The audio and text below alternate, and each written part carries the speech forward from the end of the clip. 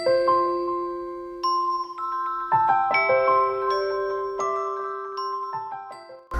Friends, learn more channel में आप सबका स्वागत है। आज हम लोग सीखेंगे salary sheet. Basically salary sheet ये एक बड़ा पार्ट है, तो इसमें मैंने इसे 3 लेक्चर में डिवाइड कर दिया है। सैलरी शीट पार्ट 1, पार्ट 2 और पार्ट 3 ऐसे 3 वीडियो में है। तो पार्ट 1 में हम लोग सीखेंगे बेसिक सैलरी शीट के कंटेंट्स। तो सबसे पहले आपको मैं कॉलम का इंट्रो करा देता हूँ। यहाँ पे आपको जो पहला कॉलम दिख रहा है वो है सीरियल नंबर, उसके बाद नेम ऑफ एम्प्लॉय, उसके बाद डेजिग्नेशन। यहाँ पे मैंने एक एक्स्ट्रा कॉलम डाला है जो एम्प्लॉय स्टेटस है। इसके बारे में आपको एक्सप्लेन करना चाहूँगा कि जब कभी भी आप सैलरी शीट क्रिएट करते हो या सैलरी से रिलेटेड कंपोनेंट आप ऐड करना चाहते हो, तो वहाँ पे डेजिग्नेशन के ऊपर, डेजिग्नेशन अगर आप देखेंगे ये कॉलम, तो इसके ऊपर क्राइटेरिया सेट करना बहुत मुश्किल होता है हमारे लिए। यहाँ पे मैनेजर है, सुपरवाइजर है, फिर और भी डेजिग्नेशन रह सकते हैं, assistant supervisor, assistant manager, junior clerk, senior clerk. तो ऐसे एक कंपनी में देखा जाए तो 15 से 20 डेजिग्नेशन रह सकते हैं। सॉरी, तो इतने डेजिग्नेशंस में आप अगर कोई क्राइटेरिया सेट करना चाहते हो, कंडीशंस देना चाहते हो, कुछ भी, तो पॉसिबल नहीं होता है। इसीलिए हम लोगों ने क्या किया है, सभी एम्प्लॉयज़ को 3 अलग अलग कैटेगरी में डिवाइड किया है। और वो कैटेगरीज हैं जो कि skill, semi skill and unskilled. Skill employees जो एक सीनियर पोस्ट पे रहते हैं, जो इंजीनियर्स या टेक्निकल वर्कर्स रहते हैं, जैसे कि मैनेजर है, सुपरवाइजर है, इंजीनियर, ये सब स्किल पर्सन्स रहेंगे।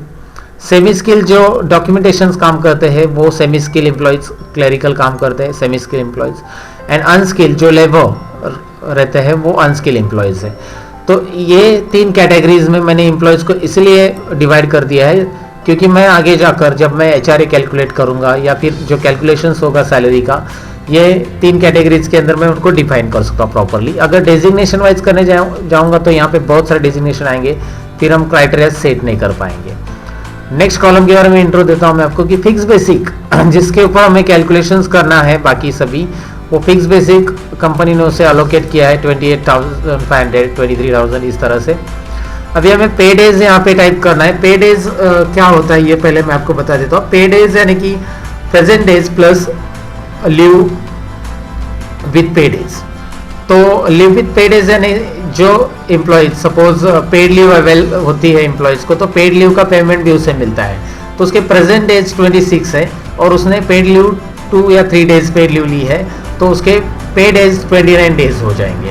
क्योंकि प्रेजेंट डेज जो होते हैं वो प्रेजेंट डेज उसकी प्रेजेंट ही के रहेंगे, और प्लस पे डेज जो होते हैं उसके प्रेजेंट ही प्लस उसको जो लीव अवेल हो चुकी है, जो पेड लीव रहती है, जैसे कि उसको सीक लीव या प्लान लीव अवेल होती है।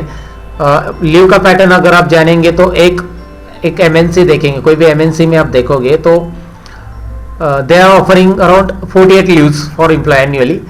सो it means that 4 leaves on per month. Sunday छोड़ के आप देखेंगे तो संडे तो ये आपको गवर्नमेंट रजिस्टर हॉलीडेज रहता है, फिर बाकी और 4 लीव्स रहते हैं जो एम्प्लॉयज ले सकता है। तो वो लीव्स अगर एम्प्लॉय लेता है तो भी उसका पेमेंट चालू रहता है। तो वो प्रेजेंट डेज प्लस वो लीव कि जो पे डेज लीव बोलते हैं उसको, या पे लीव बोलते हैं, तो पेड लीव ऐड करेंगे, पे डेज हो जाएगा। तो यहाँ पे सपोज एक एम्प्लॉय का पेड लीव यहाँ पे है, ये एम्प्लॉयज मैनेजर 29 पेड लीव्स है।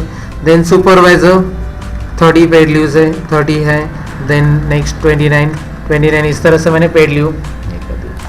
ओवर टाइम ज़्यादातर मैन्युफैक्चरिंग से रिलेटेड एम्प्लॉयज रहते हैं या फिर जो अनस्किल या सेमी स्किल इनमें रहता है, इसलिए मैं यहाँ पे सेमी स्किल में ओवर टाइम ऐड कर रहा हूँ। ओवर टाइम ये हार्स में बेसिस पे रहता है, हार्स बेसिस पे, तो मैं यहाँ पे 20 हार्स ऐड कर रहा हूँ। ये पूरे मंथ में उसने 20 हार्स ओवर टाइम किया है। और यहाँ पे मैं आगे ले रहा हूँ, सपोज 30 हार्स, ये एम्प्लॉयज़ ने भी 30 हार्स कर दिया है।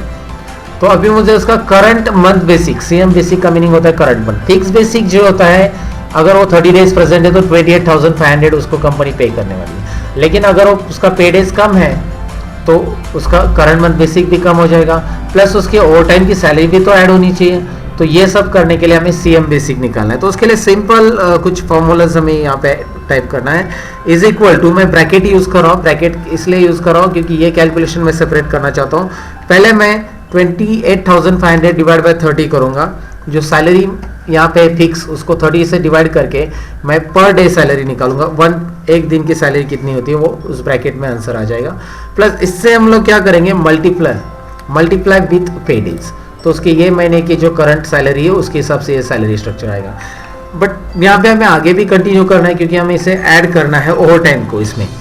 तो हम लोग यहाँ पे ओपन ब्रैकेट ले रहे हैं और वापिस मैं यहाँ पे टाइप कर रहा हूँ, सिलेक्ट कर रहा हूँ fix basic divide by 30 means 1 day salary and divide by working house, एक दिन में कितने घंटे वो एम्प्लॉय काम करता है। सपोज 8 है या 9 हाउस, तो आप यहाँ पे 9 हाउस है तो 9 हाउस ले सकते हैं, 8 हाउस है तो 8 हाउस टाइप कर सकते हैं, ब्रैकेट क्लोज।